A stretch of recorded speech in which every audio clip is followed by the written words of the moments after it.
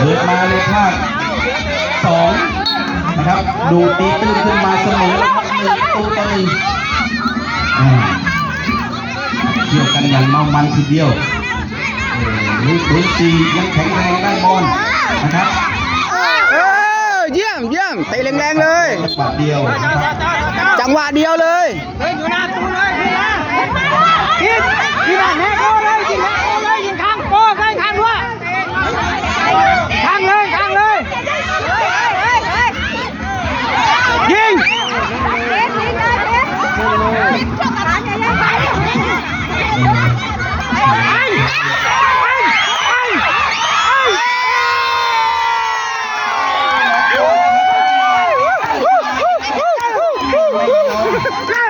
น้องบัวนะครับกลับขึ้นมานำไปอีก2-1เชียร์น้องหน่อยไม่ได้หรอเชียร์บอกอย่างเงี้ยยืนมาดูปั้นด้วยผู้ชิงชนะเลิศที่สมศักดิ์ศรีจริงๆนะครับมีฝีไม้ลายมือโอ้ลูกนี้จบแล้วดินะครับทีมนี้ยังไม่อุ่นใจ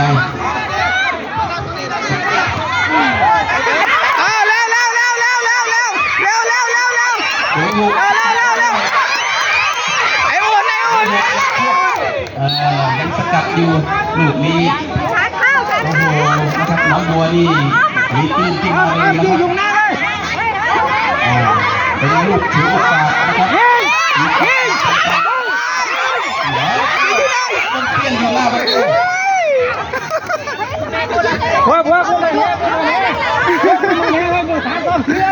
ไม่ต้องไปบังเลยบังไว้เลย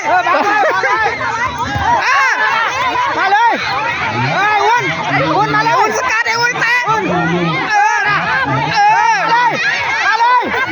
าเลยเตะออกเลยเตะออก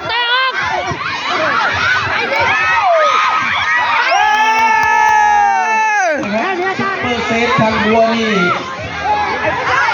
ยังไม่เห็นทางเลยยิงทุ่มเลยทุ่มนักกีฬาการเล่นฟุตบอลที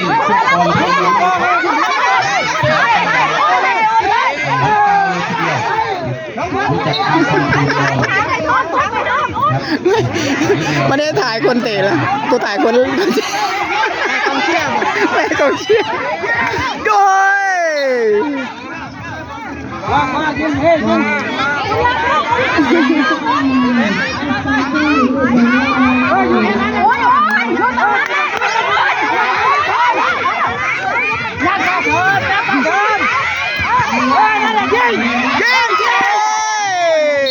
น้องวัวด้วยน้องวัว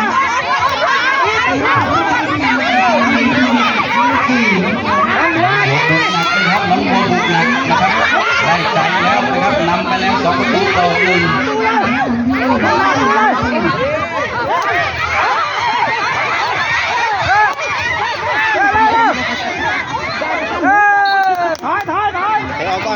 เตะเอาก่อน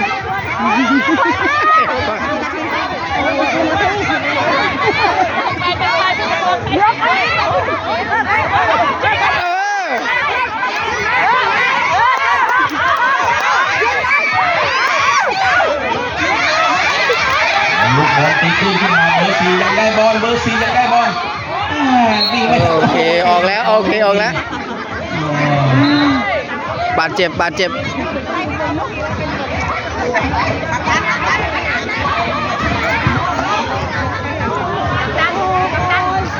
้องบัวบุกเบิกนะครับถูกโจมตีกลับทันควันของดูขึ้นมาแต่ละครั้งก็หวาดเสียวเหมือนกันไออุ่นลงไปช่วยก่อนไออุ่นไออุ่น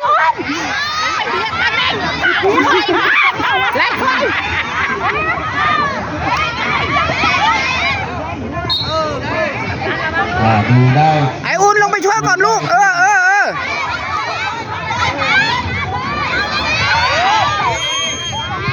นั่นแหละเตะมา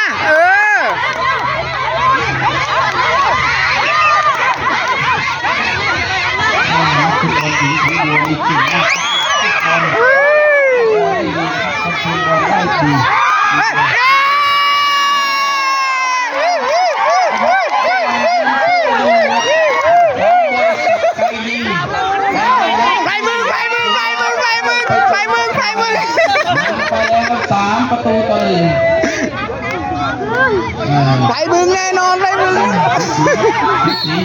ยังไม่ดีใจเท่าไหร่เพราะว่าหมู่เองก็ยังแข็งแรงอยู่ขอที่จับทีมได้อย่างชัดเจน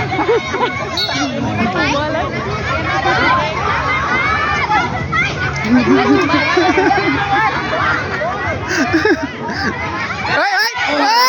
สุดยอดซุปเปอร์เซฟจริงๆเลยแน่นอนเลยประตูนั้นนะไอโอนอีกรอบนึงไอโอนเกือบ พวกบอลเลยปีของบอลหญิงนี่บอลหญิงของน้องบัวเล่นมากครับ คุณรับลูกคุณรับลูกคุณรับลูกคุณรับลูกคุณรับลูกดูลูกนะดูลูกดูลูกดูลูกบอลดูลูกบอล เปลี่ยนประตูหน้าสนามเลยนะ โอ้โหปิดหน่อย โอ้รับลูกอยู่ตรงนั้นเลยตัดเลยก็ตัดเลยรับไปเลยแต่ว่าอยากให้หมดเวลาเร็วนิดนึงไอ้คนไม่ใจตัวเองเลย3-1เลยบอกเลย 3-1 ตรงนั้นเลย ไออุ่น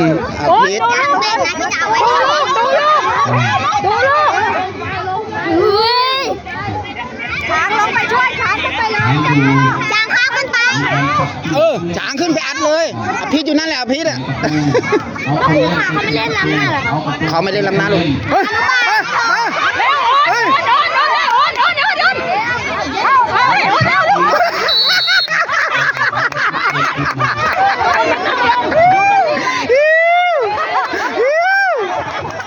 เนี่ยแต่ฉลาดมันเถอะ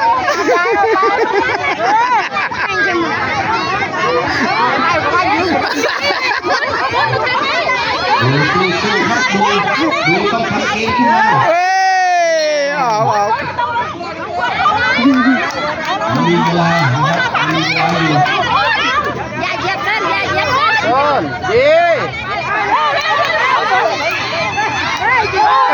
ตัดไปก่อนเยี่ยม ดูนี่เครื่องครับดูนี่เครื่อง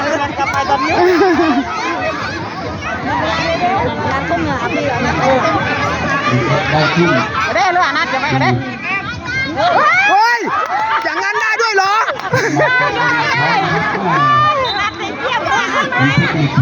ผิดทุ่มผิดเบ็ดบังกู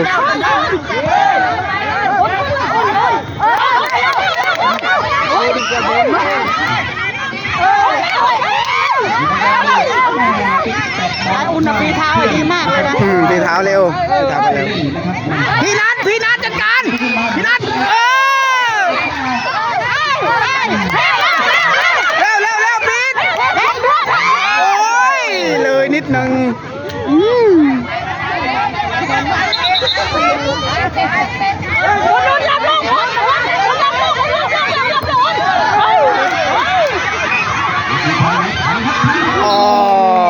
ตัดสินใจยิงลูกนี้สามประตูไป โอนขึ้นขึ้น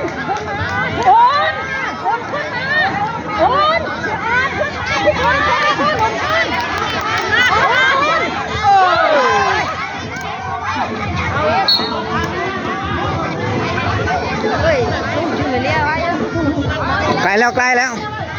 จะหมดแล้ว9 นาทีแล้ว9 นาทีแล้ว10แฮนวัดประตูมันเมยนี่มวยดาวรวบเลยนี่ประตู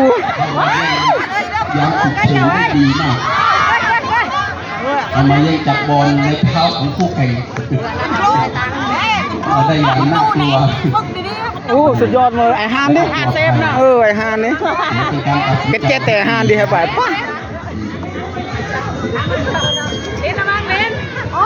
ตอนนี้ดูต้องบุกหนักแล้วนะครับยังกินพื้นที่ทางบัวเป็นจุดใหญ่เข้าไปจับบอลและหยุดบอลบอลอยู่พุ่งต่อไปมาอย่างรวดเร็วโอ้ยพี่นัทนี่สุดยอดแบ็คเนน